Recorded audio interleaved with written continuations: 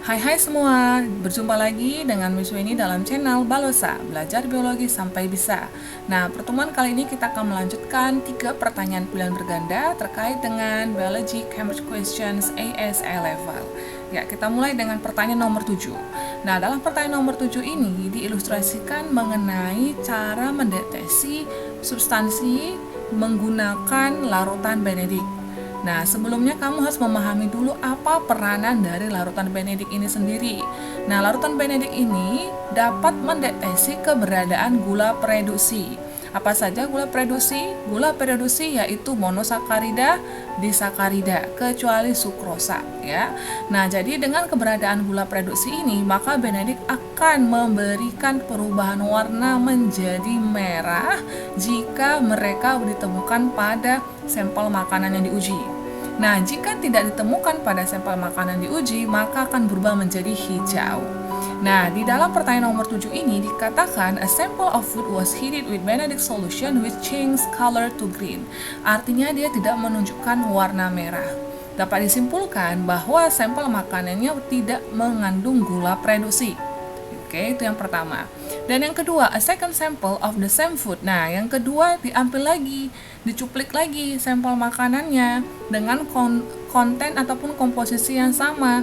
Namun di sini ada perlakuan yang berbeda, yaitu sampel makanan tersebut dilarutkan dengan hydrochloric acid atau HCl, kemudian dinetralisir kemudian menggunakan sodium hydrogen karbonat. Nah, perlu diingat keberadaan HCl atau hydrochloric acid ini tujuannya untuk memecah gula non-prereduksi menjadi monosakarida.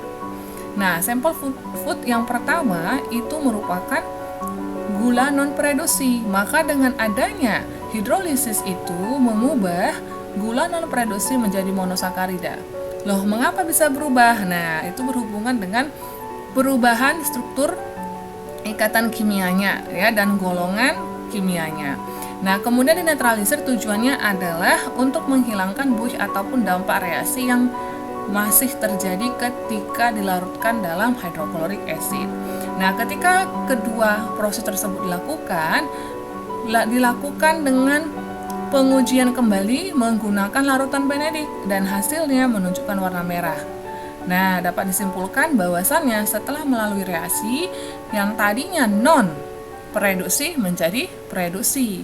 Maka kalau kita lihat dari diagram Venn di sini, jika kamu memilih A, di sini adalah diagram Venn ataupun bagian dari non-reducing dan glucose, tapi tidak bagian dari reducing sugar present. Salah ya, karena di eksperimen yang kedua ini menunjukkan ada perubahan warna merah yang menunjukkan adalah sugar reducing sugar present. Maka pilihan A salah. Kemudian yang B. Yang B ini adalah hanya non-reducing sugar present. Artinya sampel tersebut menunjukkan komponen dari non-reducing sugar atau gula prereduksi saja. Itu juga salah karena di eksperimen yang kedua ini menunjukkan perubahan warna menjadi merah.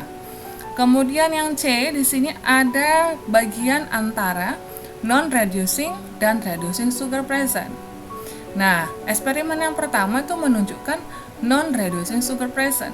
Jadi benar ya di sini bagiannya.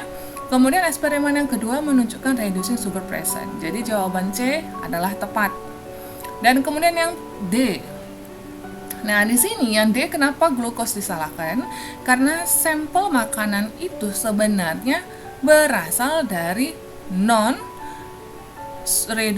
sugar. Jadi kita nggak bisa katakan glukos present. Maka dapat disimpulkan jawaban yang paling tepat adalah C. Oke, kita lanjutkan nomor 8. Nah, pertanyaan nomor 8 ini sangat singkat. Kamu hanya mengidentifikasi makromolekul yang ditemukan pada sel hewan saja. Nah, perhatikan di sini hanya ditemukan pada sel hewan. Nah, kita telisik lebih detail. Amylase and amylopectin. Nah, amylase ditemukan pada hewan dan amylopectin pada tumbuhan. Kemudian kolagen dan glikogen ditemukan pada hewan. Kemudian deoksiribos dan starch ditemukan pada tumbuhan. Kemudian sukrose dan hemoglobin itu ditemukan pada tumbuhan dan hemoglobin pada sel hewan. Jadi yang ditanyakan hanya pada sel hewan, maka jawaban yang tepat adalah B. Oke, kita lanjut ke pertanyaan nomor 9. Nah, pertanyaan nomor 9 ini juga masih berhubungan dengan susunan ikatan kimia dan gugus kimia. Nah, di sini dikatakan bahwasannya homogalakturonan adalah polisakarid yang ditemukan pada dinding sel tumbuhan. Jadi, senyawa kimia ini ditemukan pada dinding sel tumbuhan. Nah, pertanyaannya bagaimana? Jadi, pertanyaannya adalah, kira-kira atom karbon pada monomer di diagram atas ini yang memiliki gugus hidroksil yang berbeda posisinya dengan monomer selulosa. Nah, perlu diketahui monomer dan polimer itu beda. Polimer tersusun atas beberapa monomer ya. Jadi untuk homogalakturonan ini adalah polisakarida yang tersusun atas beberapa monomer. Nah, monomernya ini bisa tersusun atas golongan selulosa. Nah, pertanyaannya, kira-kira posisi atom C mana yang berbeda dengan gugus monomer selulosa yang pada umumnya? Nah, kita perhatikan gugus dari monomer selulosa rumusnya seperti ini ya. Nah, C6, H10 dan O5. Dengan posisi ikatan C, H, HOH, HOH, H dan O dan O. Nah, penomoran dimulai dari nomor 1 di sini. Jadi CH2OH nomor 1, kemudian sini nomor 2 atom C, atom C3, atom C4, atom C5, dan atom C6. Jadi walaupun di sini tidak ada huruf C, jadi setiap pojoknya ini menandakan C ya, maka di sini dikatakan C6.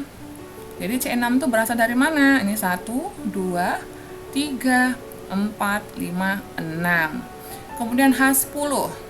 Nah, di sini ada 1, 2, 3, 4, 5, 6, 7, 8, 9, 10. Kemudian O5. 1, 2, 3, 4, 5. Nah, jadi ini adalah monomer selulosa yang dicari perbedaannya dengan monomer yang membentuk homogalakturonan. Nah, jadi sebenarnya mereka memiliki kemiripan namun ada perbedaan. Nah, itulah yang akan kamu identifikasi di atom C nomor berapa. Jadi kamu harus tahu dulu menomori angka atom C-nya. Jadi kalau tidak tahu menomori angka atom C-nya yang pertama mana, yang kedua mana, ya salah gitu ya.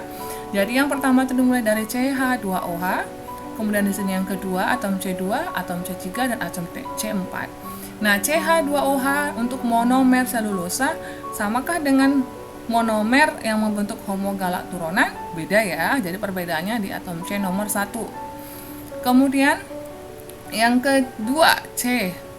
Di sini H tidak ada gugus hidroksil. Jadi kamu tidak perlu mengidentifikasi dengan gugus hidroksil pada monomer homogalakturonan karena yang dicari adalah monomer selulosa yang memiliki gugus hidroksil yang berbeda posisinya dengan monomer gugus hidroksil pada homogalakturonan begitu.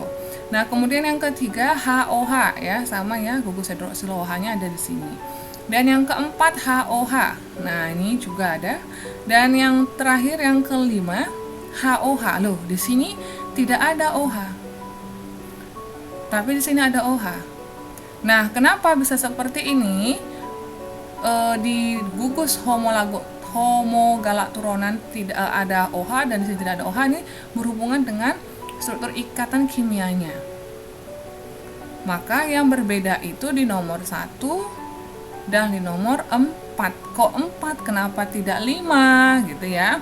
Nah, karena yang membuat perbedaan antara gugus hidroksil 4 ke 5 ini berada di titik nomor 4 ya, tidak di titik nomor 5. Di titik nomor 4 yang mengakibatkan perubahan ke gugus hidroksil yang selanjutnya. Nah, sedangkan kalau kita bandingkan yang nomor 5 ini, tidak ada di sini gugus hidroksil yang terikat dengan C-nya. maka kita tidak bisa menyatakan perbedaan. Nah, jadi di sini diumpamakan yang di nomor 4 inilah yang memiliki hubungan kimia, ikatan kimia yang berbeda dengan atom C nomor 5. Maka jawabannya adalah karbon nomor 1 dan karbon nomor 4. Oke, demikian penjelasan untuk pertanyaan nomor 7 sampai dengan nomor 9.